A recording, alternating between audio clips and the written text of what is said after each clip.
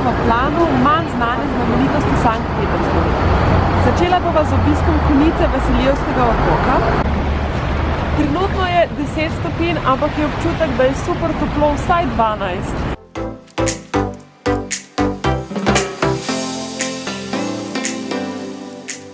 Nato se bova odpeljala do vojne ladje Aurora.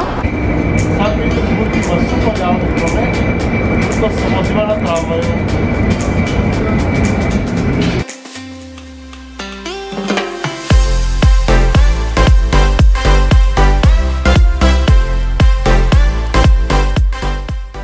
Si potem pogledala poletni vrt.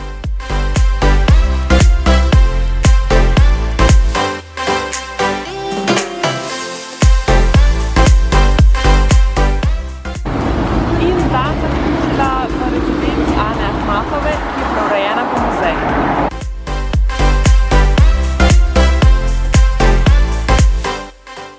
Sva v Katarininem parku v Carskem selu.